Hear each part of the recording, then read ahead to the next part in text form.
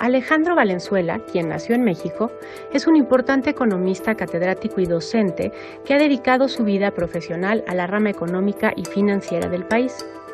Apasionado por la economía, se recibió como doctor en Administración y Evaluación de Proyectos en la Universidad de París y es licenciado y maestro en Economía por la Universidad de California. Dirigió por 7 años Grupo Financiero Banorte y por más de 13 fue servidor público en la Secretaría de Hacienda y el Banco de México. En sus tiempos libres, es miembro activo de diversas organizaciones filantrópicas y sociales sin fines de lucro. Alejandro Valenzuela, director general de Banco Azteca y Azteca Servicios Financieros, en Milenio Negocios. Muy buenas noches, bienvenidos a esta nueva etapa de Milenio Negocios, en donde estoy muy contenta de que me acompañe Ilana Sod, a quienes ustedes ya conocen, y a nuestro primer invitado en esta nueva etapa de Milenio Negocios, como decía Alejandro Valenzuela. Muchas gracias por acompañarnos ahora sí en este primer programa que hacemos juntas. Al contrario, Ilana y Regina, muchísimas gracias por invitarme a Milenio Negocios. Justo en esta primera pregunta que tenía, la pandemia nos ha cambiado todo, estamos virtualmente, estamos en casa, no podemos invitarte al set este primer día, pero también ha impactado al sector financiero de una manera muy interesante y se ha convertido en un sector muy relevante. En un escenario como el de hoy, de tasas bajas además, y como lo estamos viendo además a nivel mundial, de pandemia, de usuarios que además en México primero ahorramos porque hubo más captación en la parte de ahorro que ahora estamos gastando, de transformación digital. ¿Cómo debe de ser el sector financiero en este momento? Bueno, afortunadamente primero pues hay que ver de dónde venimos. Y la realidad es que el sector financiero, esta pandemia lo tomó bien capitalizado, con suficiente liquidez y con la fortaleza necesaria pues para enfrentar una coyuntura inédita. La realidad es de que este tipo de pandemias pues son centenarias aparentemente, y la realidad es que todavía estamos atravesándola en la actualidad. Yo soy de aquellos que piensa que pues, esto ha sido también un gran transformador y un acelerador de la humanidad. El hecho de que estemos hoy en día comunicándonos digitalmente, hoy en día pues la gran mayoría de las transacciones que están haciendo muchos clientes financieros en México y en el mundo lo están haciendo a través ya de los medios digitales. Entonces probablemente lo que pensábamos como banca y otras industrias también poder realizar en los próximos 3 a 5 años, lo tuvimos que realizar en un periodo de 6 meses. Entonces una transformación realmente impresionante. Muchos sectores que lamentablemente, sin deberla ni temerla, pienso en el turismo, pienso en la aviación, pienso en la industria de la hospitalidad, pues están de rodillas. Y si a todos ellos se les dieron créditos además bien fundamentados, pues llegamos al caso clásico de que debo no niego, pago no tengo, ¿verdad? Y esa travesía pues apenas la vamos a empezar a sentir en estos meses y particularmente en el 21. Alejandro, yo te preguntaría, una de las banderas del banco ha sido la inclusión financiera. ¿Qué ha conseguido el banco en este terreno y qué más falta por hacer tanto en Banco Azteca como en el sector financiero en general? Bueno, una de las grandes deudas que tiene México con el sector financiero es que la inclusión financiera ha sido muy baja. De hecho, cuando uno mide hoy en día la penetración financiera como proporción del Producto Interno Bruto, es muy baja en México comparada con países de niveles de desarrollo similares. Si pensamos en Chile, si pensamos en Argentina, si pensamos en Brasil, en Colombia, en Ecuador, en Perú, pues México todavía está rezagado o está en la colita de esa penetración financiera. Pero lo que es realmente paradójico es que si vemos el espectro de la sociedad mexicana, la clase media y media alta está perfectamente bien bancarizada y la clase popular, la clase media dinámica, no lo está. Entonces, lo que ha sucedido en México es que a los bancos les ha costado mucho trabajo el poder dar créditos pequeños en comunidades remotas. De hecho, todavía la penetración financiera en México a lo largo y a lo ancho de la geografía nacional es todavía baja para el nivel de desarrollo que tenemos como país. Entonces, bueno, este banco fue creado justamente con esa visión, con una visión de dar créditos populares, lo cual es muy complejo porque muchas veces le digo a la gente, no es lo mismo prestar $1,000,000 a un individuo o a una empresa que ese mismo $1,000,000 a 10,000 individuos. Pero la realidad es que este modelo nos ha permitido bancarizar a lo largo de estos 18 años que tiene Banco Azteca cerca de 30 millones de mexicanos, lo cual pues realmente es medalla de oro en términos olímpicos, ¿no? Justo en ese tenor, ¿qué ha sido lo más difícil al buscar persuadir a los mexicanos de bancarizar sus ahorros? Bueno, la realidad es que hay que entrar en la frecuencia correcta.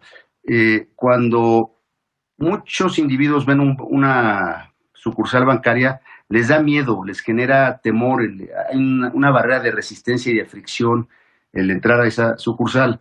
La realidad, lo que le ayudó mucho a Banco Azteca es compartir la infraestructura en un principio con Electra, y muchos clientes de Electra estaban acostumbrados a entrar a la tienda y al encontrar el banco en la tienda sintieron que era mucho más sencillo que simplemente entrar a un banco y obviamente pues hablar el mismo lenguaje es fundamental. Aquí, por ejemplo, este banco, curiosamente, independientemente de que es un banco popular, pues comenzó siendo un banco digital, porque para poderse identificar, muchos compatriotas, tristemente, pues leen o escriben con mucha dificultad. La forma de apoyarlos para que fueran fácilmente identificables, porque además en México no tenemos un carnet de identidad nacional, tenemos el INE o el IFE y el pasaporte, lo que ustedes quieran, pero en realidad no tenemos forma certera de poder validar a todo mundo, pues con la huella dactilar pudimos darle certeza a todos nuestros clientes y simplemente identificándose en ese momento, en el 2003, en el 2002, con su huella dactilar, podíamos darle servicios financieros, lo cual en ese momento fue revolucionario. Hoy hablar de eso pues es como hablar del Museo de Antropología, ¿verdad? Justo tocas algo que es muy interesante, que es la parte de confianza. Llevan 18 años en donde ustedes lo que ofrecieron también en este negocio era una confianza, o sea, confiaron en muchas personas en quienes la banca tradicional no había confiado antes. Y digo, entiendo que también es un negocio de confianza de regreso, ¿no? Nosotros confiamos en la institución financiera, pero, y ahora dijiste la fecha, tras 18 años del banco, ¿cómo cambia, y en un contexto como el que vivimos el día de hoy, cómo cambia esta relación? O sea, ¿sí siguen ustedes apostando a una cosa de lealtad o también ha cambiado esa relación que tienen de confianza con los clientes? Pues se va afianzando. Mira, una tesis que tenía el gobierno federal mexicano en ese entonces, cuando se pidió la licencia para que este banco pudiera operar, comentaban, yo no estaba en esa época, pero platicando con Ricardo Salinas y con Pedro Padilla y algunas de las gentes que estaban ahí me decían que la tesis del gobierno es que este banco le iba a costar mucho trabajo generar captación porque la clase popular no ahorraba. Fíjate, no hay cosa más falsa e ignorante que eso. Hoy en día, por cada peso que prestamos, tenemos prácticamente 1.5 pesos captados. No hay ejercicio de mayor confianza y credibilidad para un banco que los depósitos del ahorrador hacia ese banco, porque es justamente de ahí que sale el fondeo y de que ahí nace la intermediación financiera. Entonces, la realidad es que la confianza se ha afianzado porque somos de los únicos bancos en el balance donde la captación es mayor al crédito. No, es que me quedé con eso de que creo que además sí hay un ahorro, que dijiste algo que me parece sorprendente, ¿no?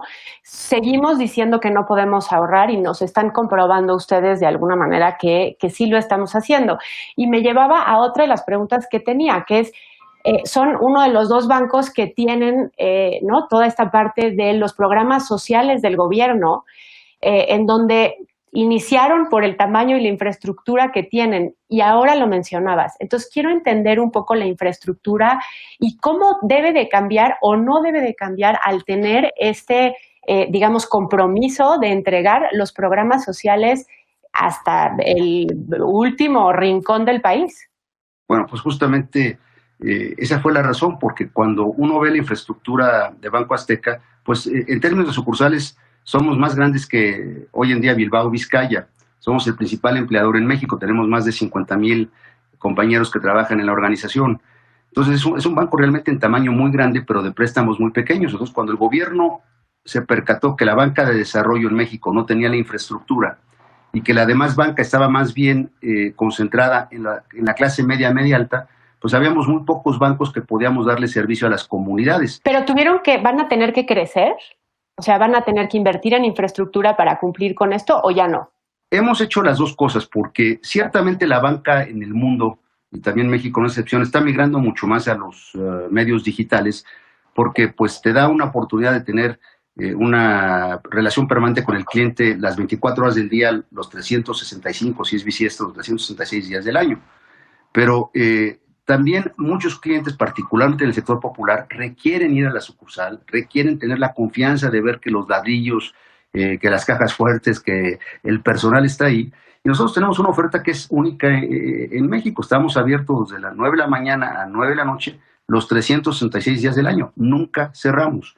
Y eso también, pues obviamente para muchos individuos que trabajan, el sábado y el domingo es el único momento en que pueden ir a buscar el servicio financiero. La banca tradicional está abierta de lunes a viernes y pues eso también hace toda la diferencia. Oye, Alejandro, en esta recta final ya del programa, que se nos fue de volada, la verdad, si nos remontamos 20 años al pasado, veríamos una experiencia de banca que ha sorprendido a la actual, indiscutiblemente. Si por el contrario nos adelantamos al 2040, ¿qué te imaginas que veríamos en esa banca al futuro? Pues va a ser una banca mucho más de servicio. Va a ser, por ejemplo, en tu casa llegas a pedirle a Alexa o a través de tu medio digital al aparato que interactúa contigo, Alexa, Siri, quien sea, y le vas a decir, oye, fíjate que quiero hacer un viaje, por decir una cosa, a Acapulco. Y te va a decir, oye, ¿cómo lo quieres? Pues fíjate que lo quiero financiado a 12 meses sin intereses, búscame las mejores opciones. En ese momento, pues obviamente no solamente va a haber agencias de viaje involucrados, pero va a haber bancos involucrados haciendo la oferta al cliente, tratando de ver cuál es lo que más le conviene. Y la inteligencia artificial lo que va a estar diciendo es, oye, te conviene este día trabajar con Banco Azteca porque te está dando la mejor oferta de los demás. Pero ya va a haber una relación en la cual la banca forma parte de una ecuación, de un ecosistema, en un sistema de pagos donde de alguna manera va a ser mucho más invisible. Lo que va a estar buscando el cliente es el servicio y que de alguna manera se le dé esa posibilidad y el banco entra como un apoyo adicional en esa transaccionalidad. Así veo la banca en los próximos 20 años.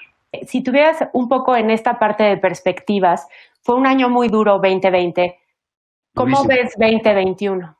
Muy complicado, porque todavía estamos en la travesía del desierto. O sea, la pandemia va a estar ahí. Estamos todos en espera de la vacuna y también de métodos muy rápidos que nos permitan saber si tenemos o no tenemos el COVID-19. Y muchos individuos se quedaron sin trabajo en México y en el mundo. Y hemos estado usando nuestras reservas, nuestros ahorros. Entonces, si la economía y las economías no se van reactivando rápidamente y el desempleo no se va reduciendo, y hay también un tema de desempleo estructural, no quiero entrar a ello, pues no va a haber cartuchos con qué lidiar muchas cosas, y hay industrias que están verdaderamente a rodillas. Me remito nuevamente al turismo, me remito a la aviación, me remito a la hospitalidad, que pues no van a poder resolver su situación al 30 o 40% de sus capacidades, ¿verdad? Pues bueno, ahora sí se nos acabó el tiempo. Te agradecemos infinitamente, Alejandro, esta entrevista. Invitamos a la audiencia a que nos vean la próxima semana y por lo pronto ya te veremos seguramente de nuevo para darle seguimiento al tema. Encantado de volver a platicar con ustedes. Muy buen día a ambas. Gracias.